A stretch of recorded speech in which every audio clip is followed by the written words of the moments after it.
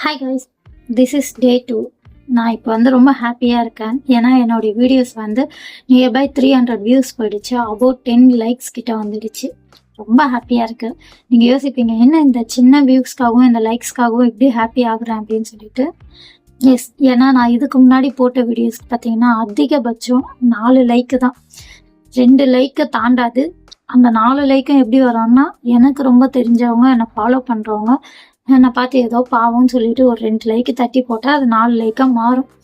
Views எல்லாம் பார்த்தீங்கன்னா 100 வரை தொடாது. இந்த முறை தான் 300 கிட்ட வரைக்கும் வந்துருக்கு. ஸோ அந்த வகையில் பார்த்தா ரொம்ப ஹாப்பியாக தான் இருக்குது. ஆனால் எனக்கு இதில் ஒன்று புரியாத விஷயம் என்னன்னா, நான் நிறைய ஹேஷ்டேக்ஸ் போடுவேன். அதுக்கப்புறம் பார்த்தீங்கன்னா இந்த மாதிரி ப்ராடக்ட் ஆஃபர்ஸ் இதெல்லாம் மென்ஷன் பண்ணி போடுவேன். அப்போல்லாம் போகாத வியூ ஜஸ்ட் என் ஃபேஸை காட்டி போட்டு உண்மையாக இந்த மாதிரி ஒரு ட்ரஸ்ட் பில்ட் பண்ணும் பொழுது ஒரு ஆட்டோமேட்டிக்காக வியூஸ் நிறைய இன்க்ரீஸ் ஆகுது. அப்போ தான் எனக்கு புரிஞ்சது, நம்ம ஒரு ப்ராடக்டை செல் பண்ணுறதுக்கு முன்னாடி நம்ம கஸ்டமர்ஸ் கிட்ட ஒரு ட்ரஸ்ட்டை பில்ட் பண்ணணும். அந்த ட்ரஸ்ட்டை தான் நான் இப்போ இதுக்கப்புறம் பில்ட் பண்ணணும்னு நினைக்கிறேன். நான் என்கிட்ட நிறைய ப்ராடக்ட்ஸ் வச்சுருக்கேன், இல்லைல்லாம் சொல்ல மாட்டேன். ஆனால் நான் ப்ராடக்டை காட்டுறதுக்கு முன்னாடியே ஜஸ்ட் நான் இப்படி ஸ்டார்ட் பண்ண போகிறேன், அதுக்கான ஒரு ப்ராசஸில் இருக்கேன்னு சொன்னதுக்கே ஒரு நல்ல சப்போர்ட் கொடுத்துருக்கீங்க. அப்படின்னும் பொழுது நான் நிறைய வீடியோஸ் நானே எல்லாத்தையும் சொல்லும் பொழுது கண்டிப்பாக இது அடுத்த லெவலுக்கு போகுன்ற ஒரு நம்பிக்கை இருக்குது. அதுவும் இல்லாமல் நீங்கள் எல்லாருக்கும் எனக்கு சப்போர்ட் பண்ணுவீங்கன்ற ஒரு நம்பிக்கையும் இருக்குது.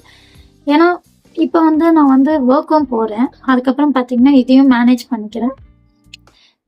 நான் இது இல்லாமல் சைட்லேயும் நிறைய இன்கம் வரதுக்காக ட்ரை பண்ணிட்டு இருக்கேன். அதுலலாம் எனக்கு ஓரளவுக்கு ரொம்பலாம் இல்லை, பட் ஏதோ ஒன்று வருது.